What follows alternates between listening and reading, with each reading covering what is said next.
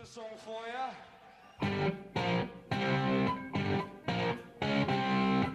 You're listening to Deep Purple Smoke on the Podcast. I will do one episode for each song the band recorded in the studio. However, this is a fan podcast and not band endorsed. It's more of a tribute to their long history, well beyond just the hits, and my way of giving something back to a band that has given so much to me. Let's dig in!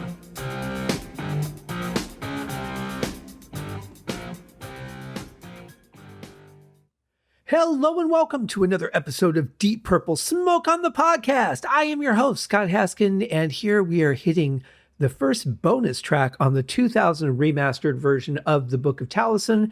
This one apparently only surfaced because Nick Simper had a copy of it, and that may explain the mix, which we'll get to in a moment. I was not aware of this track until this remastered version of the album came out. And I gotta say, I love it. It's such a fun song. I love the message of it. And even though I'm not really that much of a lyrics guy, every once in a while lyrics just stand out to me. And this is one of those songs. I love the attitude of it. We'll get to all of that. But yeah, this was a cover, which I also would not have known. Really interesting. I'll have to go back and see if I can find the original version. I don't know if it was just written by someone or if it was recorded by them, but we're talking about Michael Condello. Not familiar with him at all, but that's okay. Because what I have here is it just makes me plenty happy. The mix is a little rough, but that's okay because it's listed as a studio outtake, so it didn't, knowing it wasn't going to go on the album. Of course, they're not going to spend the time mixing and polishing it. If what Nick had was a 2-track left and right stereo version of it, then there's really only so much they can do to clean it up without spending a good deal of money on separation and time. That's probably just not, it's not going to be financially lucrative to do that. So we get what we get, and that's what we have to enjoy. So let's get right into the track. Here it is, Deep Purple's version of Oh No No No. Now I should point out, the Michael Condello version was just called Oh No. And so they added the other No No to make it Oh No No No.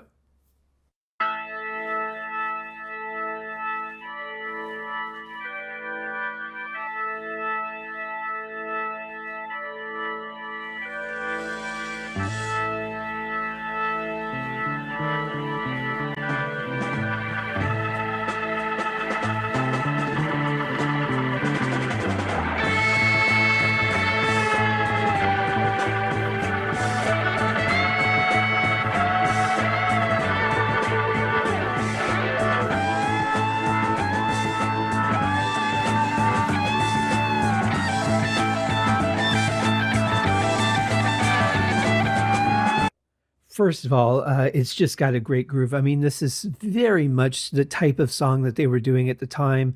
Bass is a little loud in the mix, which is what I was referring to earlier.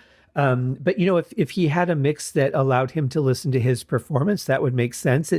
They are not 100% tight also, and that might be part of the reason that it didn't make the final cut. I'm not sure, but they're pretty close. You could definitely tell it's an outtake and not like okay, we're ready to record this for the album type version. Besides the mix, which obviously is a little bit bass heavy. But I got to tell you, that part that Richie played, absolutely love that. I love the way he hangs on that one note. We will see Steve Morse do something similar later on, way later on, towards the end of their current catalog on an album called Infinite, in a very similar fashion. But I just love the way he hangs on that note. And then he just gives that little flourish before the vocals start, which is where I stopped it. Really cool. Just absolutely love the feel of the song right off the bat.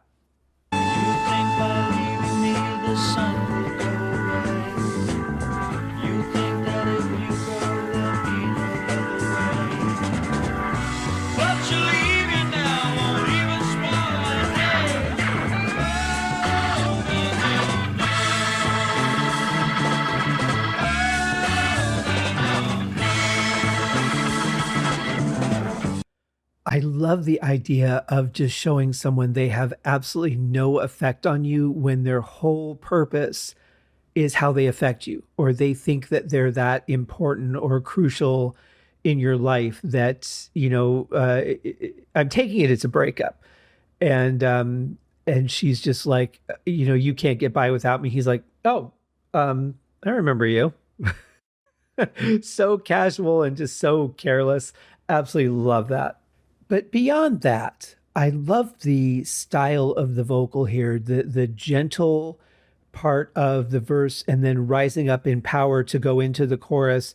I really love the feel of that. That was the first thing that attracted me before I really listened to what he was saying.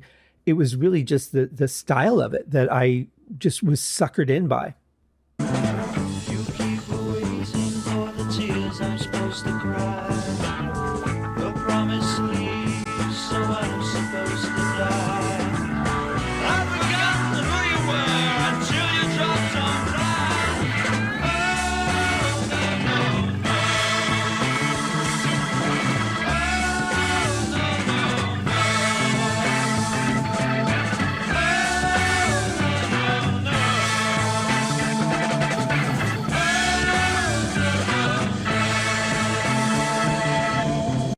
Normally, I wouldn't be a fan of this kind of chorus. It reminds me of older beat. Well, I mean, all of the Beatles' music is older, but except for their new song. But the early Beatles stuff, like "She Loves You," yeah, yeah, yeah, stuff like that. That's what it reminds me of. So normally, I wouldn't go for this kind of thing. But honestly, it follows the flow of going from the verse to the pre-chorus into the chorus really nicely. It's short. It's not repeated a whole bunch of times, so it's not annoying. It's actually kind of enjoyable. Um, we'll discuss more on this later.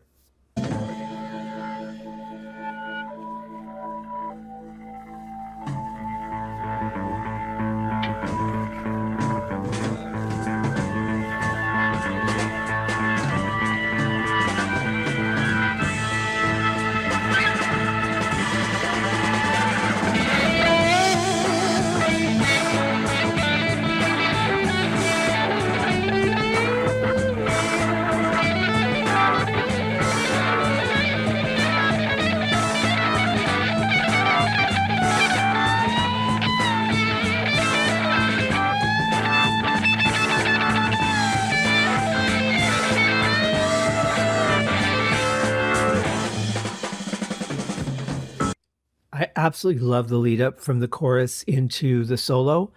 The solo itself, I don't feel like it was there. Not really sure what Richie was going for, but I feel like he was just kind of noodling a little bit and didn't have anything specific in mind or didn't really connect with the song. The last half of it was nice, but that first half, just going up the scale, just seemed, I don't know, really over the top for the song. The beat wasn't that fast. It's a low mid tempo song. Yeah, that just seemed a little bit over the top and very non Richie. So again, this is an outtake. This is not a final polished song that made it to the album, because I'm sure they've got more time with this one. This isn't Shades of Deep Purple. So if there was an intention of this going on the album, I'm sure Richie would have re-recorded the solo. I think this is just like, let me just try something and see if this works, more than, wow, here's what I'm inspired to play by the song. So the second half of it was really good, though. I really like that.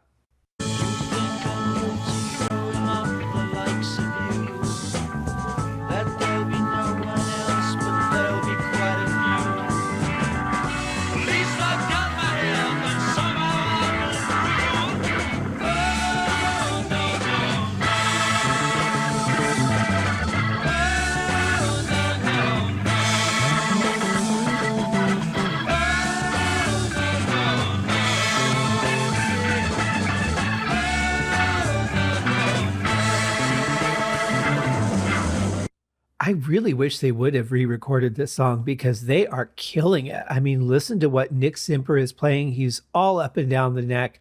It's adding so much in the way of dynamics and personality. Ian Pace is just on fire. John Lord's got the organ screaming. I mean, this is just a fantastic track. And I think if they would have done another take of it and done something a little slightly more polished for the album, with a obviously with the same mixed treatment as the album got, this could have been a killer track, probably even a single.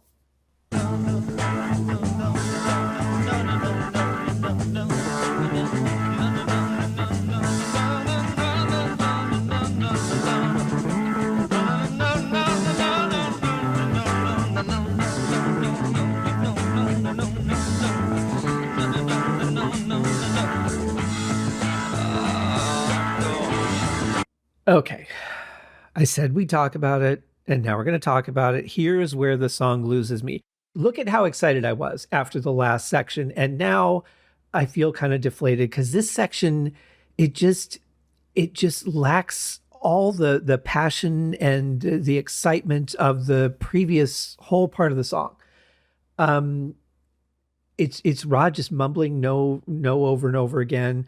I think if they would have taken this out and maybe put a short organ solo in here, not that every song has to have a trade-off between John and Richie, but if they would have done that, or maybe a bass solo in here, because I really like what Nick is playing, could have supported the song a little bit more, and just kind of gotten away from the repetition of the chorus, because that's all we're getting here. And it doesn't, the chorus itself is like really powerful and has a lot of emotion in it. And here he kind of sounds defeated, which is really weird because this whole thing is about empowering himself, that he just does not need this person or even care that they're in the room. And then he just becomes like despondent, and he's just like, no, no, no, no, no. It just takes the energy right out of the song for me. So if they'd have just not put a vocal here, either cut this section out, just kept it going strong, and then faded out, because we're already at 3.5 minutes here. I mean, they could have just stopped the vocals at the end of the chorus, but kept the music going and just let it play out, or maybe repeated the chorus one more time so it wasn't too repetitive. I think that this could have been an absolutely killer track. Everything up to this point, absolutely fantastic. And this one just short clip just deflates the whole thing for me at this point. And that's a shame, because this is a really awesome track otherwise.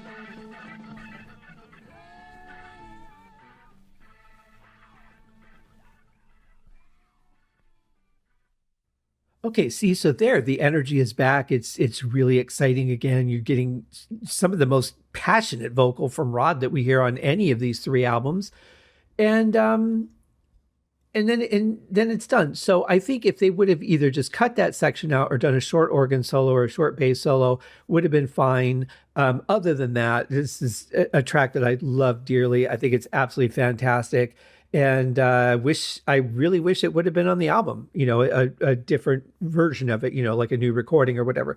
But yeah, I think this had a lot of potential. They could have cut it down. Honestly, it didn't. It's 4 minutes and 25 seconds. It didn't really need to be that long, especially with such a short verse, pre-chorus, and chorus. This song could have easily been 3 minutes, radio playable very easily. But things went the way they went, and that's what we get. I'm just grateful that Nick Zimper provided it for the remastered version, that we got to hear it after all. Otherwise, this would have just been lost into history and never been heard. So as much as I complain that it could have been a little bit better, could have been released on the album and all that, it's fine, because at least we got to hear it, and that makes me happy. So that is the first of our bonus tracks. We have a couple to go. Some interesting stuff coming up before we wrap up season 2 and head into the third and final Mark I album, self-titled Deep Purple, or as it's often referred to, Deep Purple 3. Very interesting. Anyway, I hope that you guys have a fantastic day. We'll see you in the next one. Cheers.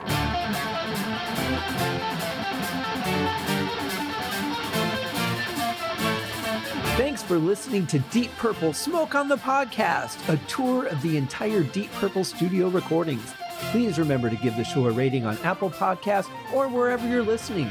Leave a comment and tell your friends. I also have a Patreon set up if you'd like to support the show. You can also write to me at smokeonthepodcast@gmail.com. I hope you enjoyed the episode and thanks for listening.